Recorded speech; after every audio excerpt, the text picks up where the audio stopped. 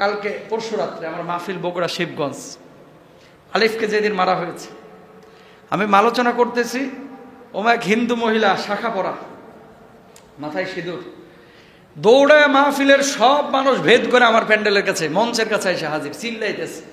তো হিন্দুদের বিপক্ষে কিছু কথা বলেছি, কারণ ওই যে আলিফরে মারছে ইসকনের বিপক্ষে বলাটা আমার ইমান, এখন জান থাকুক বা না থাকুক, এটা যদি না বলি আল্লাহর আদালতে আমার দাঁড়াইতে হবে। ঠিক ভাই, আমি এই ইমান লালন করি না যে ইমানে সাদাকে সাদা বলতে পারবো না, কালোকে কালো বলতে পারবো না। মাহফিলে জ্বালাময় বক্তব্য দিলাম, বগুড়া শিবগঞ্জের ঘটনা। ওমা হিন্দু মহিলা দৌড়াইছে, কোনোদিন তো এমন ঘটনা ঘটে নাই, মঞ্চের সামনে এসে চিল্লাইতেছে। আমি তো মনে করেছি মনে হয় সে প্রতিবাদ করতেছে। আমি বললাম আমি কিন্তু কঠিন হই নাই, নরম হয়ে বলছে, চাচি কি হয়েছে একটু বলেন তো, চিল্লাচ্ছেন কেন? ও দিদি বলেছি, দিদি, চাচি না, দিদি কি হয়েছে, চিল্লাচ্ছেন কেন? বলতেছে আমার বেটার অটো হারিয়ে গেছে, অটো হারিয়ে গেছে, অটো চুরি করে নিয়ে গেছে চোরে, বাবা একটু ঘোষণা দাও। কথা বুঝতে পারছেন? আমি হুঙ্কার দিচ্ছি হিন্দু নিয়া, ইসকন নিয়া, আর চাচি দিদি দৌড়ায় এসে কিসের জন্য? আমি তো মনে করছি আমার মনে হয় আক্রমণ করবে আর কি, হাত দিয়ে না কথা দিয়ে, যে আমাদের বিপক্ষে কথা বলতেছে কেন? বলছে আমার বেটার অটো হারিয়ে গেছে, এই জন্য আমি আইছি, একটু বাবা ঘোষণা দাও। তা আমি ঘোষণা দিলাম। তারপরে এর ছেলের নাম কি, শুভ্র না শুভ্র দেব না কি যেন একটা বললো, এর নাম ঘোষণা দিলাম যে দাদা শুভ্র, তুমি কোথায় আছো, একটু তাড়াতাড়ি আসো, তোমার তো অটো নিয়ে গেছে চোরে। মানে মাইক চারিদিকে না। দেখেন, তোদের প্রতি যদি আমাদের আক্রমণ হিংসা থাকতো, এত বড় সাহস যেখানে মুসলিম মহিলারা মাহফিল চলাকালে বক্তার সামনে আসা তো দূরের কথা, ওর চান্দি কিন্তু স্বেচ্ছাসেবকরা ওখানে ফাটায় দিত। কথা কন না কেন? হাজার হাজার মানুষ ভেদ করে সিঁদুর পরা শাখা পরা মহিলা হুজুর বক্তা পর্যন্ত এসে গেছে। এদেশে একটাই প্রমাণ নেন, এরকম হাজার হাজার প্রমাণ আছে। এদেশে হাজার হাজার প্রমাণ আছে যে হিন্দু খ্রিস্টানদেরকে আমরা আমাদের বুকের পাশে জায়গা দিয়েছি। সব হিন্দুকে খারাপ বলতেছি না, উগ্রবাদী ইসকনের সাথে জঙ্গি কানেক্টেড যাদের আছে, এ দেশ থেকে দিল্লি চলে যায়, না হলে এদেশে টিকতে পারবি না। হিন্দুদের জায়গা আছে, জঙ্গিদের জায়গা নাই।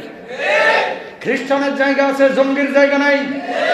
মুসলমান যদি দু একটা ঘটনার কারণে জঙ্গি তকমা দেওয়া যায়, মুসলমান যদি কোরআনের কিতাব নিয়ে আলোচনা করলে গোপন বৈঠক হিসেবে আখ্যায়িত করা হয়, এদেশের হাজার হাজার ইসকনের কারখানা আছে যেখানে অস্ত্রবাজি হয়, যেখানে জঙ্গিবাদী হয়, যেখানে তাদের ধর্মীয় কিতাব নিয়ে জঙ্গির কলা কৌশল শেখানো হয়। এই সমস্ত ইসকনের আদালতগুলোকে, ইসকনের দরবারগুলোকে, ইসকনের খানকাগুলোকে বাংলার জমিন থেকে মিশিয়ে দিতে হবে। ঠিক কিনা? আমরা চাই এদেশের মধ্যে ভালোভাবে যারা থাকে ওই সমস্ত হিন্দু খ্রিস্টান থাকুক, জঙ্গিবাদী খ্রিস্টান ইহুদি হিন্দুদের জায়গায় বাংলার জমিনে হবে না।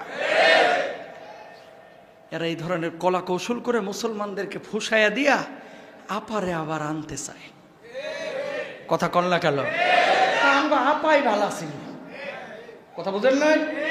সূক্ষ্ম ষড়যন্ত্র চলছে, এই ষড়যন্ত্রে পা দেওয়া যাবে। ও মুসলমান, এতদিন ছিল স্বাধীনতার প্রশ্ন, এখন এসেছে ইমানের প্রশ্ন। ঠিক না? অখণ্ড ভারত তারা এই দেশের মধ্যে দেশটারে আবার নিতে চায়। ওদের আবার বিরোধী দলীয় একজন নেতা কয় চিকিৎসা নিতে আসবি না, আমরা কিন্তু ভিসা দেব না, তোরা গরুর মুখ দিয়ে চিকিৎসা কর, তোকে চিকিৎসা আমার দরকার নাই। ঠিক না? যাব না তোর ভারতে। কি হয়েছে বেটা? ভারতে না গেলে কি আমরা বাইছে? আমরা যাবো আমেরিকা, লন্ডনে। ঠিক না? আমরা ভিসা দেব না, ভিসা বন্ধ করে দেব। কি হয়েছে?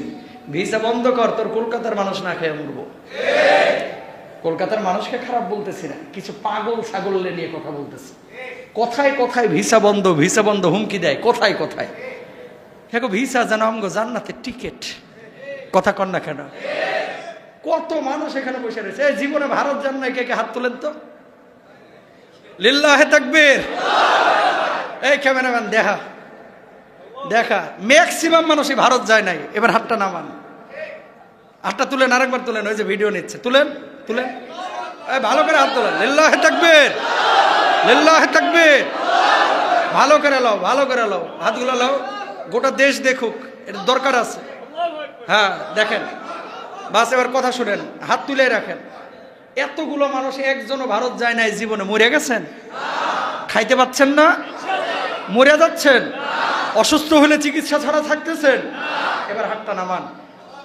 ও মুসলমান এবং মিডিয়ার ভাইয়েরা, আপনারা তাকায় দেখেন, অধিকাংশ মানুষ জীবনে ভারত যায় নাই। এই মানুষগুলো বেঁচে আছে, টিকে আছে। তোরা ভিসা বন্ধ করলেও আমাদের কিচ্ছু আসে যায় না, ঈমান নিয়ে থাকবো, বাংলার জমিনে থাকবো। আল্লাহ তাআলা বুঝ দান করুক। আরো জোরে বলেন। কষ্ট হচ্ছে না তো? যদি কষ্ট হয় জানতে হবে এই গ্রুপের কথা। কন কষ্ট নেওয়া যাবে না, ঈমানের দায়িত্ব। আল্লাহ বুঝ দান করুক। আল্লাহ তাআলা বলেছেন, হিন্দু খ্রিস্টানদের সাথে বন্ধুত্ব করো না। ভালো আচরণ করা আর মাখামাখি বন্ধুত্ব করা দুইটা কিন্তু দুই জিনিস। হিন্দুর সাথে সুন্দর আচরণ করবেন, কিন্তু জানের দোস্ত, আরে বাবারে বাবা, গরুর গোশ রান্না করছে, বন্ধু ছাড়া হাত ঢুকতেছে না। একটু ভালো রান্না করছে, দাওয়াত না দিয়ে চলতেছে না, এরকম হবে না। ভালো আচরণ করবেন, গলায় গলায় বন্ধুত্ব করা যাবে না, ইনশাল্লাহ বলেন। এরপর আসেন সামাজিক যোগাযোগ মাধ্যমে হয়রানি, 6 নাম্বার। 7 নাম্বার, কৃত্রিমভাবে ধর্মীয় দাঙ্গা লাগানোর পায়তারা করে এই বদমাইশগুলো। ভাই, আমরা দাঙ্গা চাই না, আমরা চাই হিন্দু, বৌদ্ধ, খ্রিস্টান সবাই একসাথে থাকবো। আমার দেশের মাদ্রাসার ছাত্ররা মন্দির পাহারা দেয়, তুমি আমাকে মারো কেন? তুমি আমার মুসলমানের গায়ে হাত তোলো কেন? চিন্ময় প্রভুকে আদালতে নেওয়া হয়েছে, এই জন্য তোমার এত ক্ষোভ। চিন্ময় প্রভু কি জান্নাতি মানুষ নাকি? সে কোনো অপরাধ করতে পারে না? পারে কি পারে না? মুসলমান অনেক পার্লামেন্ট মেম্বার আজকে জেলের মধ্যে আছে, কই তাদের দলীয় লিডাররা যে এত আদালতে হামলা করলো না? তোমার চিন্ময় প্রভু, তাকে আঘাত, এই আদালত নিয়েছে, মামলা দেওয়া হয়েছে, তদন্ত করে তোমরা জামিনে বাইর করে নিয়ে আসো। কেন তুমি তাদেরকে ওই জায়গাতে আঘাত করতে গেলা, প্রতিবাদ করতে গেলা, আদালতের উপর হামলে পড়লা? কেন আইনজীবীকে হত্যা করলা? তার মানে তুমি বুঝাইতে চাও তোমার দাদা বাবুরা ওপারে আছে, তুমি কোনো আইনের তোয়াক্কা করো না। বাংলাদেশের আইনকে বুড়া আঙ্গুলি দেখাইলা, আদালতকে বুড়া আঙ্গুলি দেখাইলা। বুড়া আঙ্গুলি তোমরা দেখাইলে, কেনা আঙ্গুলি আমরাও দেখাইতে পারি। ঠিক না ভাইরা আমার? তোমরা দেখাইবে এটা, আমরা দেখাবো এটা, ঠিক না? সুতরাং প্রিয় ভাইরা আমার, সোচ্চার হইতে হবে। ইসকনকে জায়গা দেওয়া যাবে না এই দেশের মধ্যে, কোন জঙ্গিবাদের আশ্রয় এই দেশের মধ্যে হবে না, ঠিক না? আল্লাহ তাআলা ওদেরকে হেদায়েত দান করুক। হেদায়েত না থাকলে ধ্বংস করে দেখ। আরো জোরে বলেন। দাঙ্গা লাগানোর পায়তারা যদি কোনো মুসলমান করে, আমরা তাদেরকেও ছাড় দেব না। দাঙ্গা লাগানো যাবে না। দাঙ্গা খারাপ জিনিস। মানুষ মারা যায়, লুটেরা ফায়দা পায়। কথা বুঝতে পেরেছেন? কিছু কিছু মানুষ আছে আরেকজনের রক্তের উপর দিয়ে ক্ষমতায় আসতে চায়, হাজার হাজার মানুষ মেরে ফেলবে, তারপরে পাছা থেকে চেয়ার সরাবে না। আছে না নাই? এই শয়তানগুলো এটাও চায়, হিন্দু মুসলমানের দাঙ্গা বাঁধাইয়া দাদা বাবুদের দেশের সেনাবাহিনী ঢুকাইয়া তারপরে আবার ওনারা ফিরে আসবে। এই খায়েশ আর দেখো না, দেখো না, এটা শেষ, সাবজেক্ট শেষ। ক্ষমতায় আসলে প্রপার ওয়েতে আসো, চোরা গুপ্তা হামলা করিয়া দাঙ্গা বাঁধা ক্ষমতার আশা করা যাবে না, ঠিক না ভাইরা? ইসলাম, মুমিন, ইমানের প্রশ্নে আমরা আপোষহীন। কারণ এই জীবনে দাম ততক্ষণ আছে ইমান যতক্ষণ কলিজার মধ্যে আছে। আল্লাহ যেন ইমান যখন চলে যাবে তার আগে যেন আমাদের দুনিয়া থেকে নিয়ে চলে যায়, ঠিক না? যদি কখনো ইমান থেকে আমরা দূরে সরে যাই, তার আগেই যেন ইমান থাকা অবস্থায় যেন আল্লাহ নিয়ে যায়, ইনশাল্লাহ বলেন। প্রিয় ভাইরা আমার, তাহলে এই ইসকনের সাথে আমাদের কোনো সম্পর্ক নেই।